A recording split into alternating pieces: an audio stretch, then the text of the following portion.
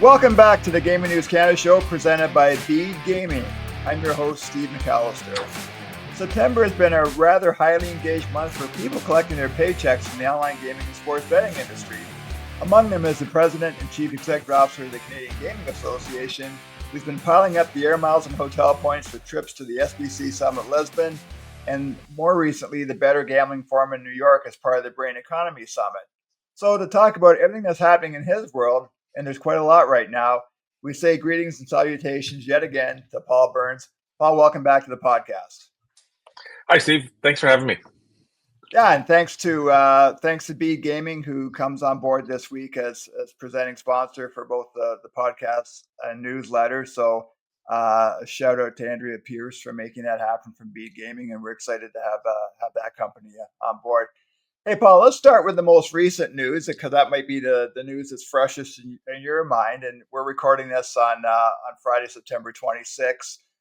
You just got back from New York, where I think you were on Monday and Tuesday. And I believe the Bede Gambling Forum, that's kind of that happened on the heels of the summit in Alberta over the summer. I think right before the Canadian Gaming Summit, where you and other leaders from the industry met during the G7 or G20 Brain Economy Summit to talk about the gaming industry. Can you just give our listeners kind of a summary of your trip to New York? Sure. It was a chance. The Bede Gambling Forum was created and established this spring, really as a group. It was created under the auspices of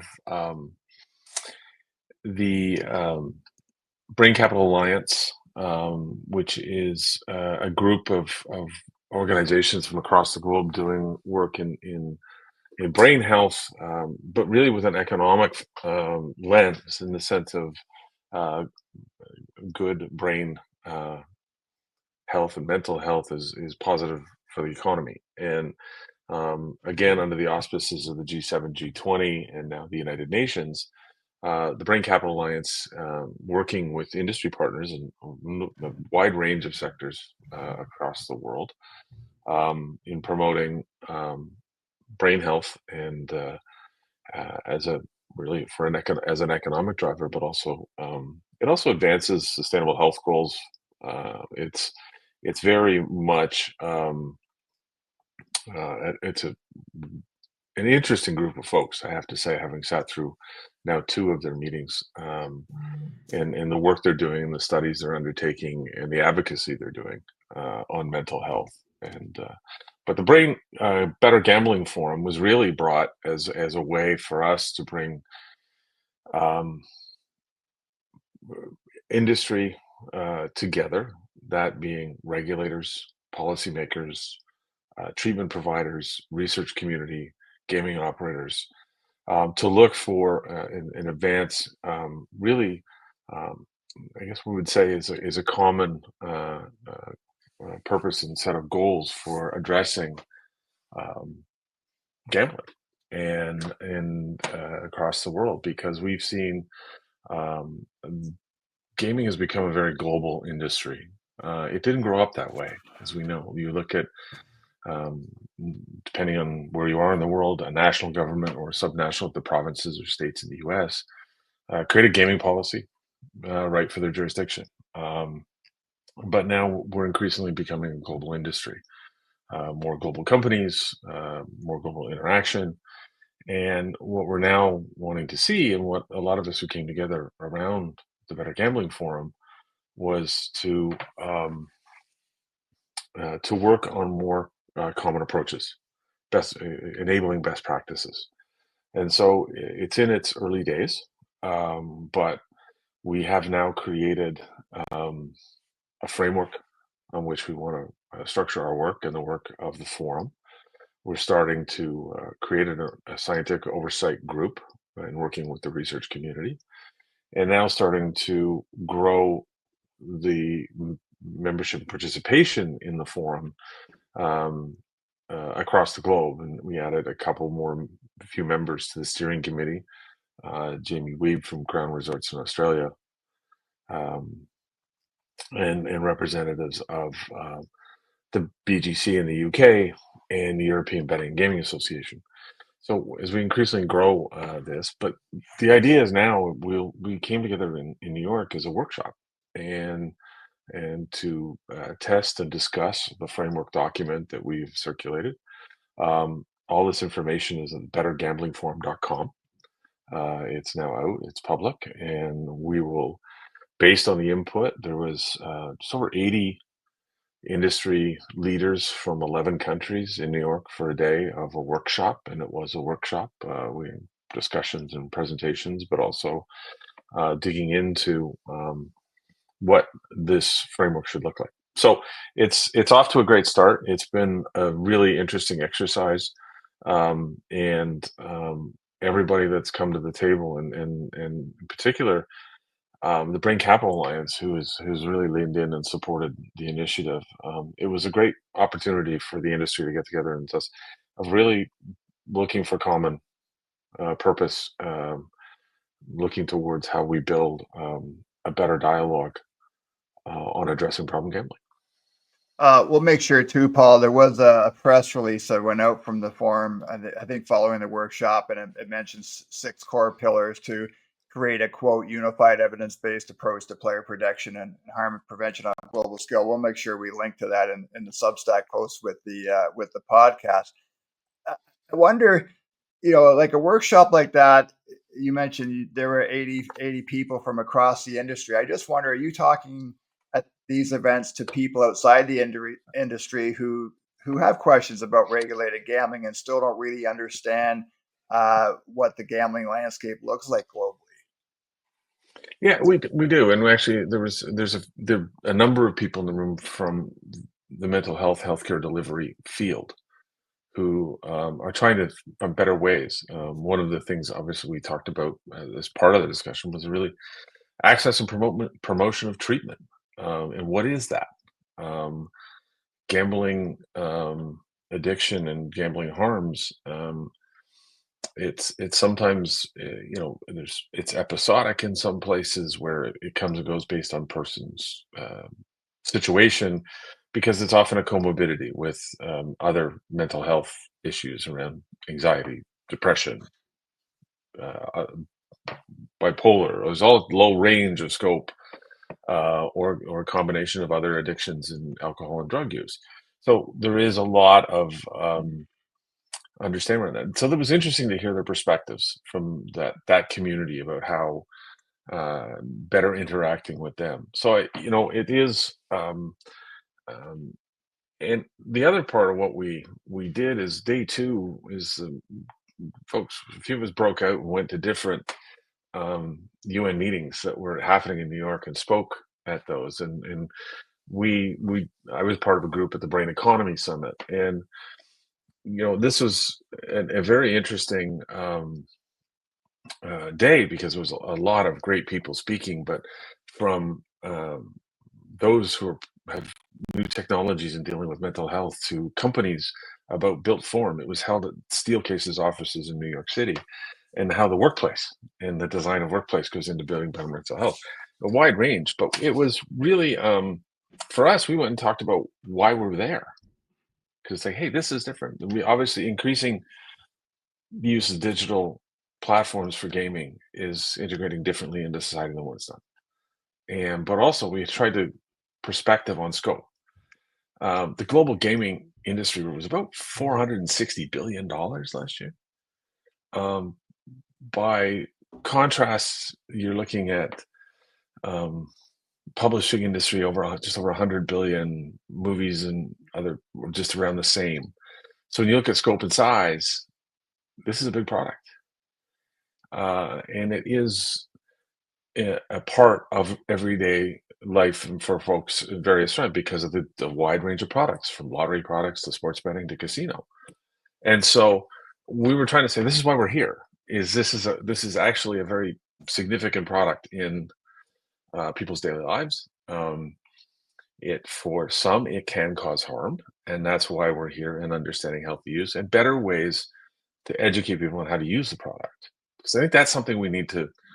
Part of what the biggest thing is, communication education is what is seeming to emerge from our discussions right now, and that's what part of it was, is to that scientific community and industry leaders interested in the brain economy, it's like we had to go and say, here's why we're here. And that's first start. That's great. And listen, there was a very welcoming reception to the fact that we were there, and when people understood what we're trying to do and why we're trying to do it. Hey, Paul, I do have to ask this. There are people out there who are critical of the industry and believe that not enough's being done on the responsible gaming front. Dr. Harry Levant has been is one person who's been very outspoken about the industry and efforts around RG. I mean, what do you say to people who believe that getting a better gambling form is really just window dressing, and it's just it's essentially empty calories. Yeah, it's then come and participate, I guess is mine. It's to step up. That you want to find industry's commitment to this is deep and long. And it's very different because a lot of people, oh, well, you're just like the pharmaceutical industry, or you're just like the tobacco industry, or you're just like this industry. And it's like, no, we're not. And this is the other part is that, we deliver our products directly to consumer, first and foremost. There's no other making manufacturing product that's then used by others in different ways. No, we deliver directly. We are we have a regulatory regime that we embrace and encourage. A lot of the work we're talking about is expanding regulated markets. Why? Because that's good for the industry and that's good for players. And so as a sector that embraces regulation, is encouraging it in many cases, I don't think we should be criticized for wanting to be better at what we do. And I think that's the part that seems to be missing is people like to generalize and dismiss without knowing.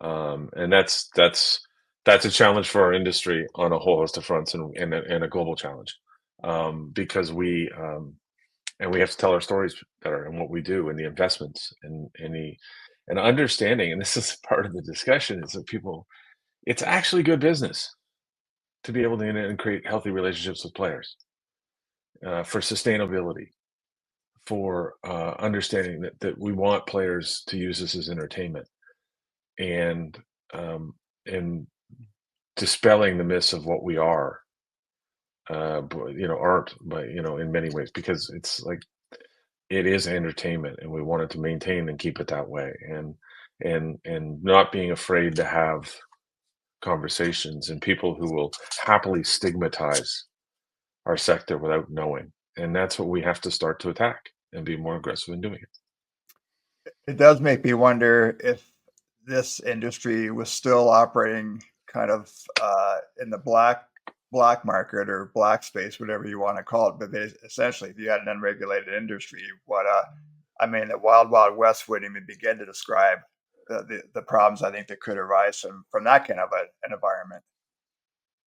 No, it's exactly it, and we still fight unregulated, illegal gaming, as it is an industry, and why the need to modernize and keep regulations and laws at pace, and why we want policymakers and regulators to sit at the table, um, and that's something we have, um, and frankly, why there's a strong Canadian presence in this group right out of the gate is because of things we have done and been doing in the gaming space for decades. Um, and I think it goes back to that we have a very good dialogue between policymakers, regulators, and operators in this country, better than many places in the world. And has that produced better policy, better regulation, and better consumer protection? Yes, it has.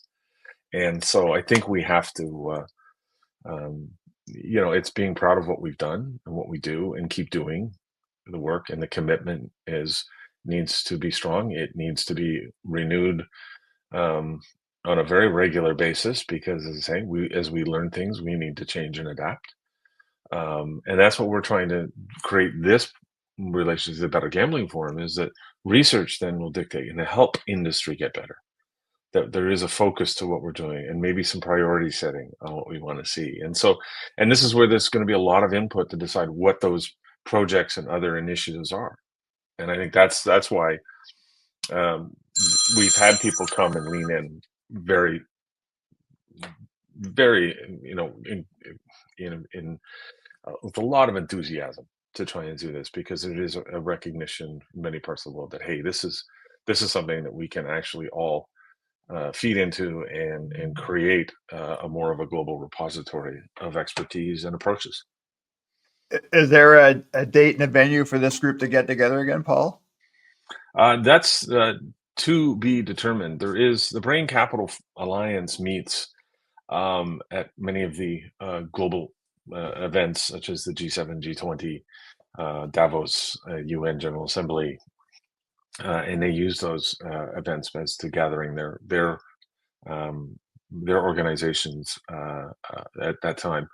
We're going to decide what is the best way for us as the next steps as the Gambling Forum. We still have a bit of work to do to regroup and report back on what we discussed. We had a lot of information was gathered from our workshop in New York, and so we're going to get back and report and then determine what those next steps are. I've got a couple of questions for you from the SBC Summit Lisbon. First one, and you and I haven't spoken about this at all, but obviously there's a lot going on in the U.S. right now with prediction markets and sweepstakes, and there's still not as much controversy, but still seems to be a little bit of buzz out there around daily fantasy sports. But you were on a panel at the Lisbon Summit with Jared Beber from Bet99, Alea founder and CEO Alexandre Tomic, Paris Smith, the former CEO of Pinnacle, who's now hooked up with Sue Schneider and Kelly Keane with the Defy the Odds startup business, providing funding to startups. Dino Stranomitis from Altenar, and I believe it was Brett Calapp from Berman moderating that on a North American panel on the rise of alternative betting. So it's a great opportunity just to get your thoughts on how that panel shook out, and just your thoughts on what you're seeing in the US, and is that something that's on the CGA's radar, possibly happening up here at some point? Yeah, that was a lot of fun. That group, because no one really held back. So it was quite. Brett did an amazing job at leading us through that session, and for me, I watched the debate going on in the United States. I was at the North American state gaming legislators meeting this summer when Attorney General Doug Downey attended and spoke to the group about approaches in Ontario. And I've seen a lot of this discussion about the rise of sweeps predictive markets, and obviously predictive markets one is because of federal legislation, that there are rules that are available for people to interpret and find ways to offer a product in that through the federally regulated commodity futures trading organization. Part of this around the rise of sweeps is really people looking for product that they want, and this is about the need for regulation, and the enthusiasm legislators are exuding for trying to ban and remove also should be focused in ways to create regulated markets for proper regulated gaming to occur. And I think that's part of what I see, is that there's not enough of that discussion going on, and more of the let's ban. And so I look at some of this and say, that's because while the U.S. does have more laws to work with than we do in Canada when it comes to putting boundaries around gaming, the part I find is that there isn't the recognize of why did this occur. Well, because people were looking for a product, and it's about consumers. And where are the consumers gone? Well, they've gone to these places because they're looking for these products, and that's and so those operating in the near. I love the term pre-regulated market. I think that's fun, but it's and operating around the utilizing other like sweepstakes laws and other things in jurisdictions to do these things. And the conversation hasn't risen here. Why? Because our laws are such that access to offshore unregulated gaming has been around since the inception of the internet in Canada. Like, this is not, people have always had choice. But the con is it's still right. It's still, for us, is that raises, and demonstrate we still need to see our regulated markets in Canada evolve at the provincial level. They still need to move. The models, in some cases, haven't been touched in decades, and we need regulation and to continue. And that's including here in Ontario, where I live. It's how do we deal with um, creating a better regime for daily fantasy to deal with the next level round of what products are going to come and who's going to try and find other ways to work around the edges of regulated gaming where we need to expand markets. We need regulation around skill-based gaming machines. The machines that have sat in Ontario cafes and arcades and others for years, calling them skill-based. But it's still a form of gambling. We need to regulate things like that. We need to make sure that regulators continue to evolve, and that's it's a nonstop exercise. And I think we've got some ideas and strategy on how everybody can approach that. But I think that one of the things they need to recognize is that the gaming industry isn't standing still, and you can't either. And that's really what I was trying to raise in this, is that because I think the discussion in the United States is like, how do you turn from ban, ban, ban, and restrict and contract to I want to regulate this, and I want to create new markets, and I want to open them and expand. And I think discussions need to happen together in many cases in the United States. But I'm sitting on this side of the fence, offering my comments and not in the fight in the United States, but I leave it to them. But I just look at where we talk about consumer protection and the need to expand that, and you need to create better guardrails for players and others, and understand that and promote those who want to step up and be regulated and be that. And that's, we need to do and continue to do more of that and expand it. Yeah, and I think your perspective, Paul, has been echoed by Chris Grove, the gaming industry expert that we both know out of Las Vegas. He's been crystal clear about that. And just, on a side note, I would recommend that anyone who wants to follow what's going on with prediction markets in the U.S., Dustin Gauker and the Closing Line newsletter. Dustin's been all over that issue. He's been really good on it. So that if you want to kind of bone up on prediction markets and what's happening south of the border, I suggest subscribing to Dustin's newsletter. The only other question from Lisbon, Paul, is it feels like in this post-COVID conference world, anytime you, Amanda Brewer, and others go across a pond, 3-4 years ago, the talk was about what was going to happen in Ontario, what's happening in Ontario. The last 2 years, it's about what's going to happen in Alberta. I just wonder, were there any common themes with regards to the questions you got asked during your time in Portugal? Yeah, it's still very similar, more Alberta than Ontario. Right. But I think there is obviously there's a curiosity. Obviously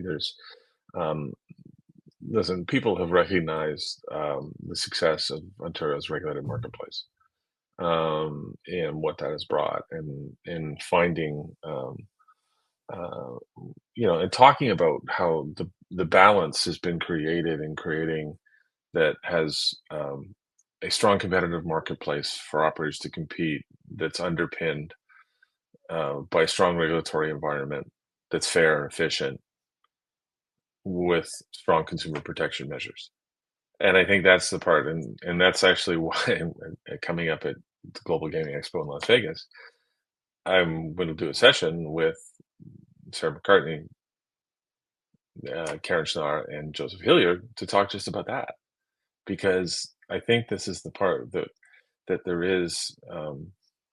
there's some unique attributes in what we've been able to create, and I think that and to say, especially the regulatory underpinnings that created the regulatory marketplace, people who conduct and manage decisions and other things, but there's some regulatory underpinnings that really I think should be really I think have led to the success and acceptance of the Ontario marketplace, and I think that they need to be championed in other places because they have been so good. And I think that's one of the things that we continue to talk about. Operators continue to and everybody's good suggestions on how to do things better and differently and all the rest of the stuff, and it's great, and that's part of what the discussion should be, is how can we make something that's really quite good even better, and I think there's people wanting to do that. So um, we're it's always nice to have these conversations. It's always finding that there are still new companies,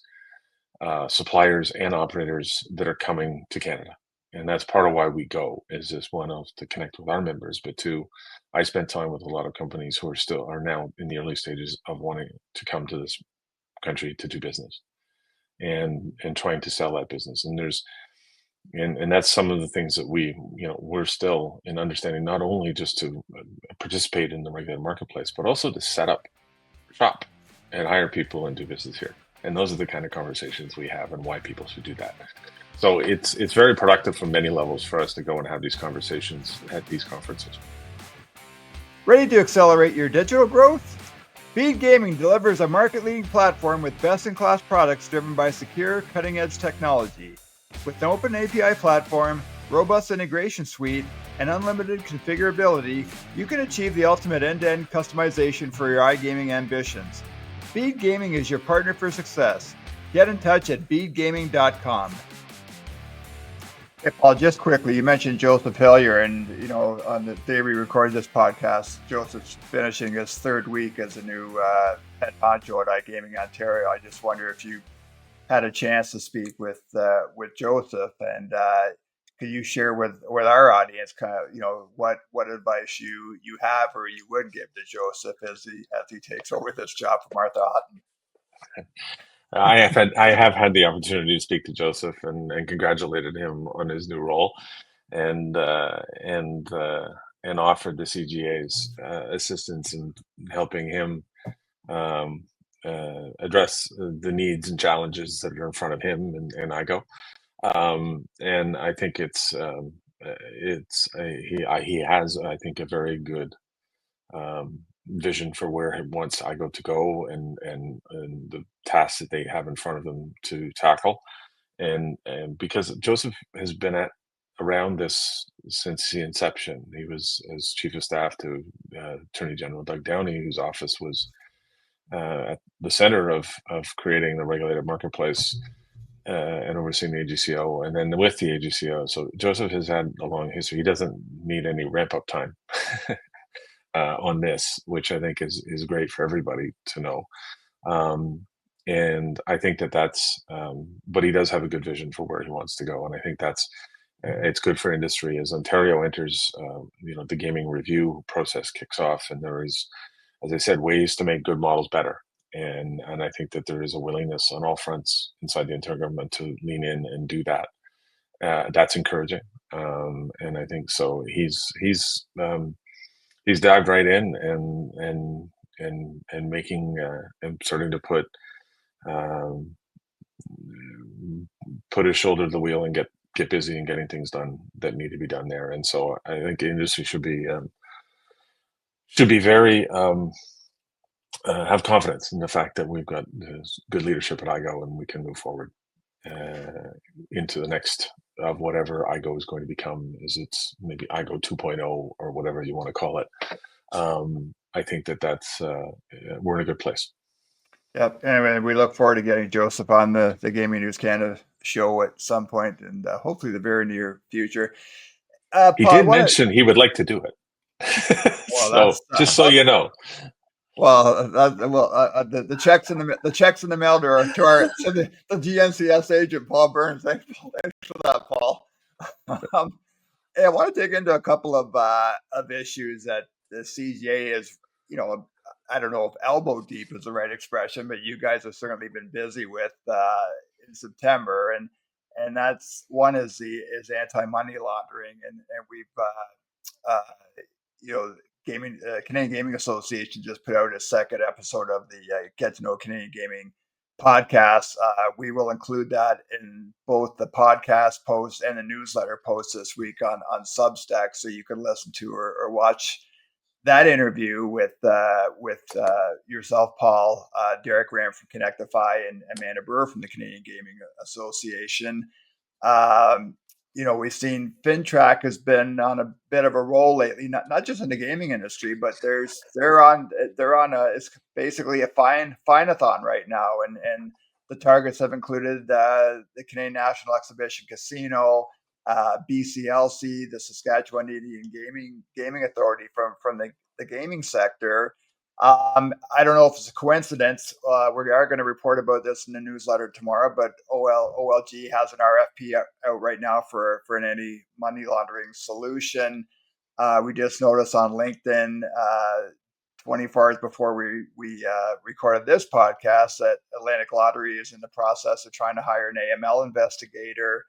Um, Paul, you and Amanda and Derek talk a lot about this on the CGA podcast, and I believe the CGA also put out a statement to Financial Crimes Digest. There's an article from Bianca Henganu, and I hope I don't butcher Bianca's last name, but I believe she interviewed you, Paul, for that article. So obviously, there's a lot going on around AML right now. There is, and more recently is obviously Bill C2 in the federal parliament, the Strong Borders Act, that is also moving to ban cash transactions over $10,000 in Canada. And to kind of wrap all of these things together, that we have to go back to a couple of years in some ways that the Proceeds of Crime, Money Laundering, and Financing of Terrorism Act in Canada has a mandatory review process built into its legislation, and that should happen every 5 years.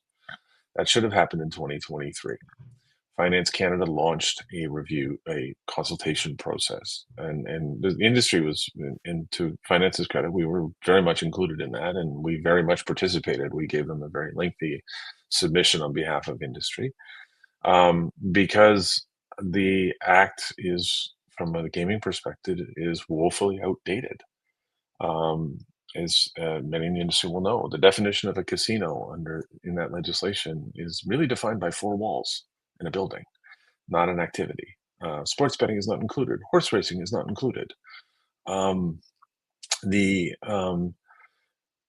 reporting mechanisms fail to recognize the evolution and modernization of our industry, the adoption and embrace of technology. And that's just from the gaming perspective. Then overarchingly, the system is built partly driven by Canada's privacy laws, I will admit, that we report on transactions where other jurisdictions in the world report on suspicious activity. As such, the Canadian Bankers Association has a great stat. Talks about how Canada provides like 98 times more reports than the UK and 62 times more reports than the United States. Because, and I've kind of said, we tend to build the biggest haystack to go look for the needles in. We were hoping this parliamentary review would happen. It hadn't. It hasn't yet. Maybe it still will. That's something we're still pursuing with government, and because the consultation and this change in Bill C2 was done without it wasn't really consulted on as part of the consultation paper to say we're going to ban transactions. It was talking about cash use and other things, but to come and do this, our friends at the Canadian Bankers Association, they weren't consulted. No one seemed to be consulted. And the impacts are significant. And so, again, it's this philosophy and approach. And going to a risk outcomes-based model that many other parts of the world are using when it comes to anti-money laundering, we're not right now. And where are we going to see this approach and change? And as such, the symptoms of some of this is sort of coming into these fines. And the reality is that these are interpretation of administrative policy. This isn't money laundering fine. There isn't an activity going on. This is administrative issues around interpretation of how their rules should be applied, and they're fining for it. It's unfortunate that it's gotten to that point. It's kind of in some, voiced their disappointment. I participated in a money laundering conference in Toronto recently, and universally from the podium, from all sectors, involved. Disappointment, frustration, need to do better was voiced. We're not alone. We're not a group in the corner whining when others aren't. Everybody is concerned. Everybody wants change, and that's something we need to see, because it's also economic competitiveness. It's our place in the world. All these things we in terms of how our reputation as a country to do business financially, we've been frustrated for years with the lack of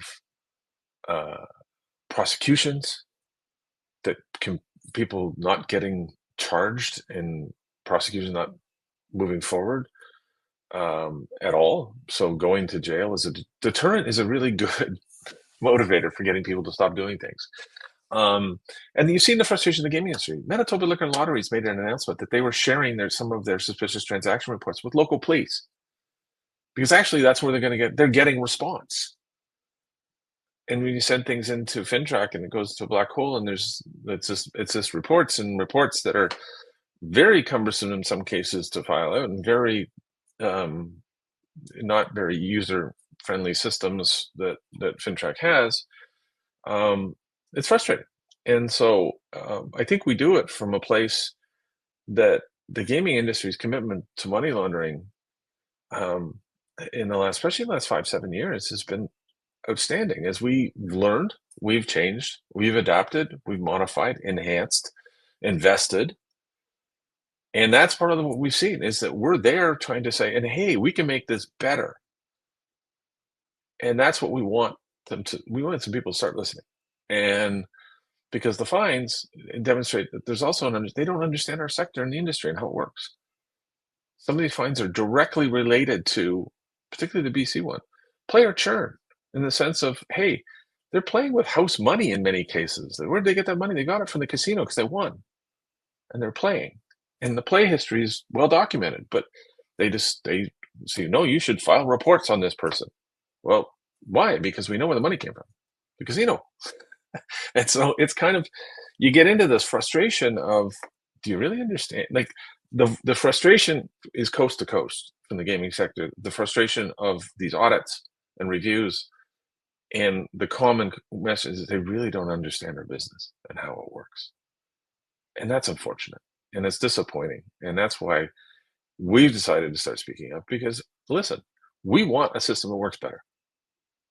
And things like the use of technology, which obviously OLG is now back out again seeking a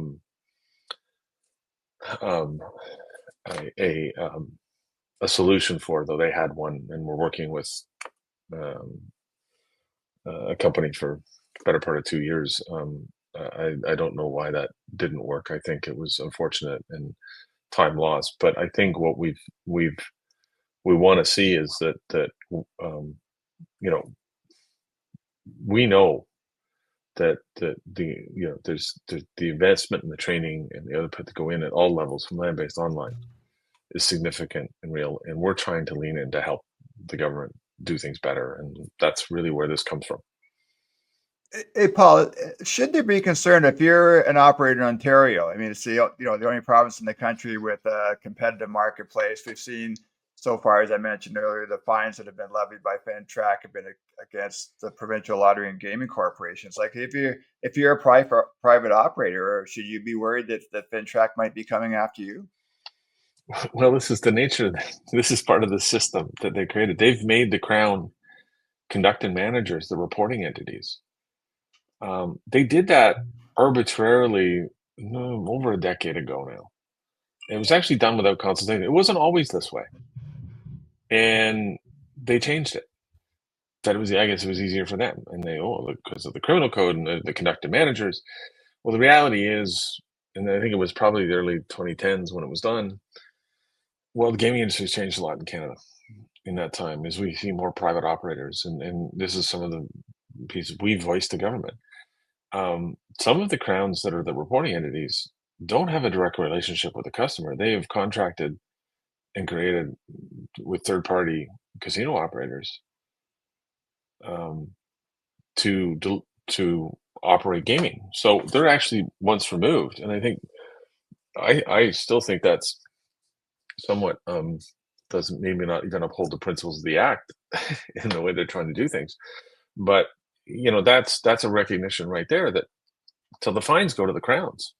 It's actually federal government fining provincial government in this case, and I think that one of the and it's and audits, and I've had discussions recently with the government to explain. Do you know there's a gaming regulator in the province that also has a lot of regulations around money laundering and the requirement for operators and actually have oversight and in some cases perform audits. Oh, and you also know they have conductive managers who also sometimes have, because of the reporting entities, they have an AML regime and rules and policies that layer over top of. And they may conduct an audit as well or require the operators to do a third party. So you don't think there's oversight? Where it's like there's not a lot of attention being paid to this? There is. But I think this layering on, because they've taken, simply by making the conductive managers reporting entity, they took a national program and provincialized it. And when you have companies like Gateway or Great Canadian operating in multiple provinces, they have multiple AML regimes.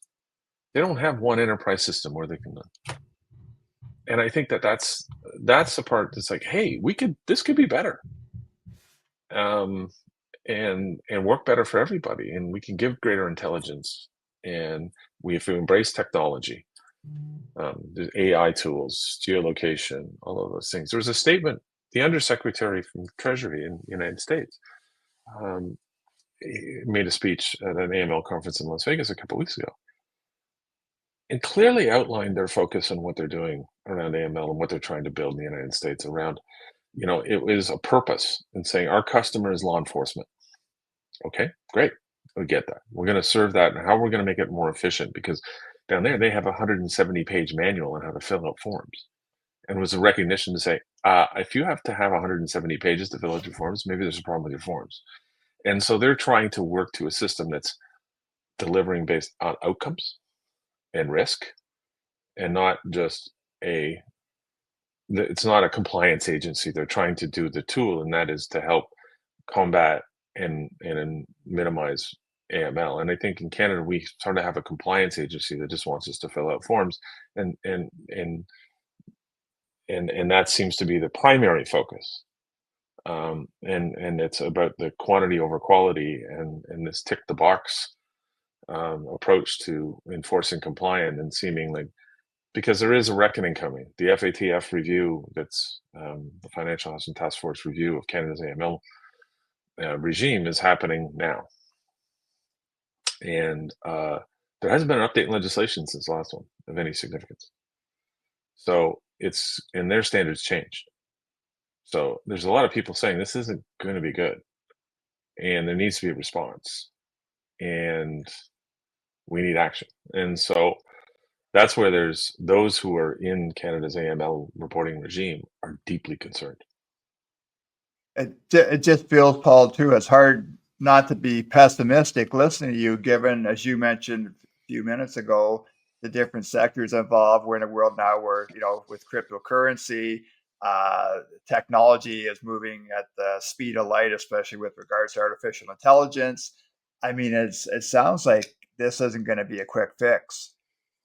No, it's not. And that's why we had high hopes that the 2023 consultation would lead to the parliamentary review, would lead to an overhaul of the legislation. And I think a lot of the sectors who are in the reporting regime thought the same. And that's why and everybody wants to help and lean in to make it better and work better. There's no one saying, like, it's from all of the sectors I talked to, everybody is saying, we want to lean in, let's go. We want to make this better, and we want to work together to modernize our regime and better reflect a system that's efficient and effective. And I think that's why I think it is fixable. There's a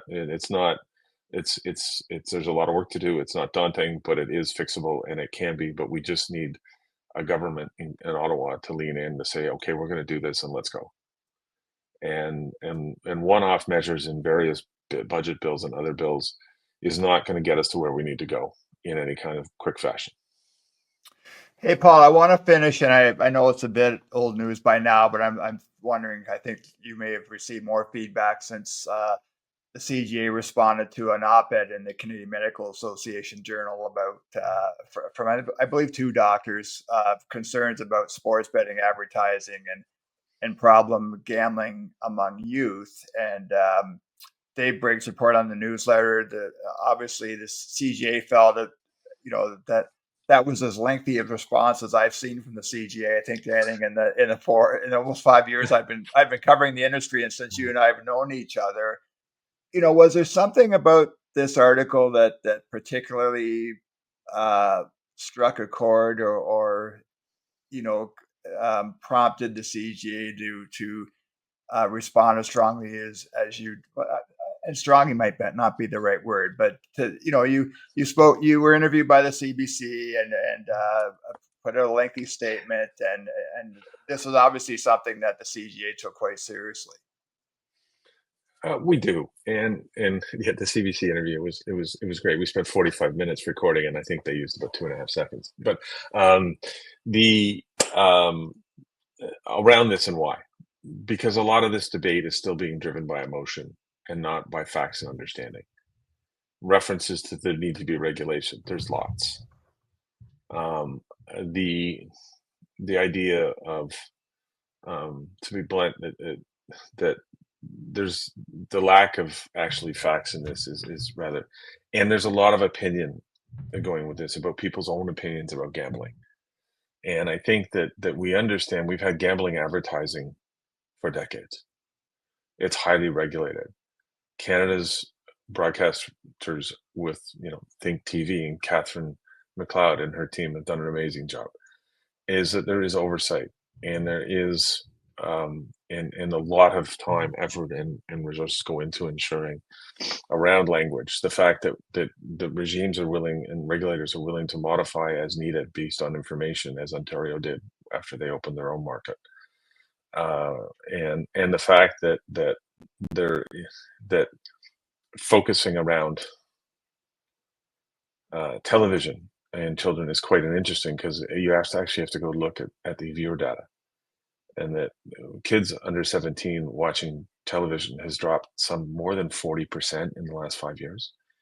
The fact that one of the highest shows for youth to watch in Canada in the last 12 months was CBC's election night coverage, not NHL hockey. And so that's that kids aren't watching television, that people don't have traditional cable packages anymore. They talk to the broadcasters, they're feeling this. The fact that, I've heard anecdotally, like NHL Monday Night Prime Hockey on Amazon Prime had audience numbers as big as Saturday night on Hockey Night in Canada. So it's like there is a shift going on. So let's have the discussion with some facts and understanding, and understand how we are creating regime, and Ontario regime in particular isn't creating a problem, it's trying to solve one. And that is creating a better protection for minors and getting access to sites. Yes, the other part I have, and I keep having to say this, people worry about normalizing gambling behavior. It is a normal, acceptable form of adult entertainment. It has been part of our society for hundreds of years, if not thousands. And the fact is, and more recently, in the last 40 years, regulated by provincial governments. And there has been advertising, and there has been a lot of product innovation and matching. And so let's put that in the context. Then let's have the conversation based on research, facts, and not drawing things that's done in Canada, that's not pulled from other jurisdictions, not junk science, like the Bristol University in the UK, counting logos in broadcasts and freeze framing them to count them, assuming people see them the way they did when they freeze framed them. In that study that the CBC paid for, what we found was, of all of the 94% of what people saw were logos. 6% were in-game activations and traditional 30-second commercials. They buried that in the data. They didn't talk about that.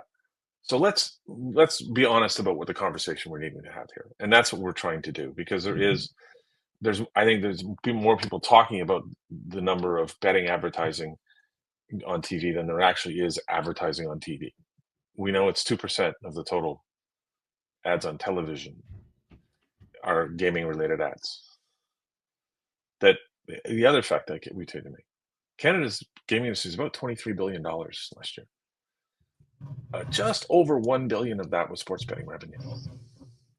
So let's put the context in all of where this needs to be. We call it, when I talk to the Senate and talk to others about it, I talk about gambling advertising. I don't talk about sports betting advertising. Right. Because it is one and the same. We don't differentiate. Advertising for lottery is advertising gambling. And so this is part of what it's frustrating that we're still having and disappointing that the Senate still doesn't and hasn't leaned in to want to learn. And it's all driven by emotion and opinion and very little fact. Yeah, the other point I'll make too, Paul, I think this was referenced in the CGA's response is one of the doctors, one of the co-writers of that CMAJ article about talking about teenagers stealing a credit card to gamble and losing money. And it's funny. I had friends visiting this week, and they were asking me about the industry, and explain to them about that a 13-year-old kid can't get a sports book account and start gambling. Like it's there's checks and balances on that piece of it, and I do think there is a need, and it's something I talked to Sarah McCarthy and Elaine McDougall from the Canadian the Responsible Gambling Council about at the Canadian Gaming Summit this summer. Is there continues to be a need for educating parents about, like it's not a great idea to give your kid access to your credit card so they can sign up for a sportsbook account and not watch what they're doing. And I've also talked to parents who have done that, but they're and again, it's the parents' right to do that. If they think it's okay for their kid to spend $25 a week betting on sports, maybe that's, we don't have bowling alleys anymore. So maybe that's how they're spending their $25 a week. And I sound like an old guy saying that, but there, I think that's an important piece as well. And I think the Responsible Gambling Council, they are getting into schools and trying to deliver that message. But I think it's a really important message. It might not be for the audience of this podcast, but it's a point that I felt it's important to make. It is, and education is part of this. And this. I've had one journalist I got into a pretty pointed argument with over just that. Like parents do need to have conversations with their children about these things. If you want to sign your child up, that's ideally. I mean, I not recommend it, but the point is, if you want to use it as a teaching and education tool on budgeting and understanding how gambling works, okay, that can be one way to do it. You can also talk about it, but I think that the understanding is that you need to have those conversations. I didn't want to have a conversation with my children about the use of social media or cannabis or alcohol or anything else, but you do.